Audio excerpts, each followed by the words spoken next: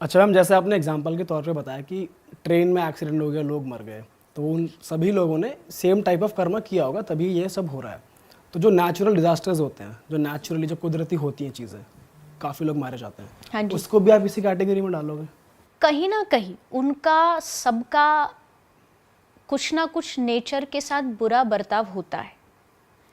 Just an example, Covid आया, natural disaster. हमें क्या लगा कि भगवान ने ये क्या किया। अक्सर हम जो आध्यात्मिक लोग हैं, हमसे यही पूछा जाता, अब तुम्हारा भगवान कहाँ है, क्या कर रहा है, ये इतना बड़ा डिज़ास्टर। लेकिन वो क्यों आया? क्योंकि हमने क्या किया नेचर के साथ? हमने पशुओं को कैद किया, हमने उनको बंदी बनाया, हमने उनको मारा। तो इन टोटल जो ये डिज़ास्टर आते हैं ना, वो उसका एक सबक होता है, एक फल होता है, एक रिजल्ट होता है। क्योंकि कहीं ना कहीं हर आदमी किसी ना किसी रूप में नेचर को बिगाड़ रहा है। पोल्यूशन के रूप में ले लो आप, कोई ऐसी चीज़ पेड़ काटने के रूप में ले लो, तो बिगाड़ तो रहा है। तो ये सारी चीज़ों को मिलाकर के जब वो डिज़ास्टर है, तो वो एक आपको रिजल्ट देने आया है, एक सीख देने आया है। उसमें हर एक आदमी का कुछ ना कुछ कंट्रीब्यूशन है, अदरवाइज वो नहीं होता। वो है पूरी एक सोसाइटी का उसमें कंट्रीब्यूशन है, तभी ये डिज़ास्टर आते हैं। हमारे शास्त्र में लिखा है 3 तरह के दुख होते हैं, दैहिक, दैविक, भौतिक। दैहिक मतलब फिजिकल, बुखार हो गया, कोई भी बीमारी हो गई, तो ये कैसे ठीक होगा? मेडिसिन। दूसरा है दैविक।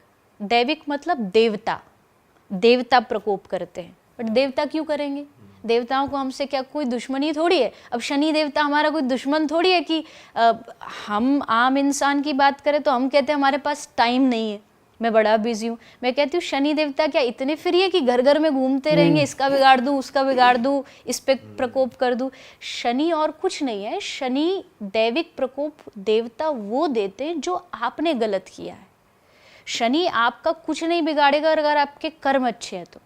कर्म ही बिगड़े हुए हैं तो आप उसको फिर नाम दे देते हो, ये इसने कर दिया, वो कब पर उंगली अपनी तरफ नहीं डालते कि मैंने क्या किया। तो ये है दैविक। और तीसरा है भौतिक। भौतिक मतलब जो एक मटेरियल दुख होता है, अशांति, डिप्रेशन, एंजाइटी। और इसका जो सोल्यूशन है वो है सत्संग। अच्छी चीज़ सुनो, जितना आप पॉजिटिव चीज़ों से जुड़ोगे उतना आप दूर रहोगे। तो ये दैविक प्रकोप जो है, मतलब जो देवता देते हैं, वो कहीं ना कहीं हमारे कर्मों का रिजल्ट होता है। ये तो चलो नेचुरल डिज़ास्टर की बात हो गई, लेकिन आजकल जो हम सिचुएशन देख रहे हैं इजराइल और गाज़ा के बीच में, जो वहाँ पे वर्ल्ड वॉर चल रहा है, ये तो इंसान ही कर रहा है ना, इंसान के ऊपर। सो ये कैसे होता है? मतलब इसकी क्या है साइकोलॉजी इसके पीछे कि भाई इसको कैसे लेंगे हम कर्मा के ऊपर? और नहीं, कर्मा तो बिल्कुल है, इसमें कर्मा भी कैसे नहीं। जब आप कोई आदमी एक दूसरे से युद्ध लड़ रहा है, मतलब वॉर छिड़ी हुई है, तो वॉर जब छिड़ी है आपस में, उनके जो मतलब एक मानसिकता कह लीजिए, युद्ध क्या है, आज जो 2 देश लड़ रहे हैं उनकी जो मानसिकता है उसमें कहीं ना कहीं कमी आई है, उनके विचारों में कमी आई है, तभी तो युद्ध हो रहा है। जब युद्ध हो रहा है तो उनकी मानसिकता में कमी इसलिए आई क्योंकि उनके कर्म अच्छे नहीं थे। या तो उनकी लाइफ में, अगर हम भारतीय तो हम कहेंगे मैं सत्संग से जुड़ी हुई हूँ, तो मैं कहूँगी शायद उनके जीवन में सत्संग बहुत कम था, अच्छी बातें बहुत कम थी, इसलिए वो जाकर के आज लड़ रहे हैं। जैसे कृष्ण दुर्योधन को समझाने आए, जब युद्ध होने जा रहा था तो कृष्ण ने सोचा चलो लास्ट टाइम मैं भी कर लेता हूँ। दुर्योधन को बोलता हूँ भाई ये युद्ध रोक दे, नहीं तो भयानक मतलब डिजास्टर होगा, लोग मरेंगे, इतने सारे लोगों की हत्या होगी, तो इसको खत्म कर, इसको बंद कर। लेकिन दुर्योधन ने क्या कहा कि बिना लड़े एक तो सुई के बराबर जमीन नहीं देने वाला, युद्ध होगा तभी पांडवों को उनका जो हक है, अधिकार है, मैं तभी दूंगा। तो अब श्री कृष्ण समझाने आए, लेकिन तब भी दुर्योधन नहीं समझा।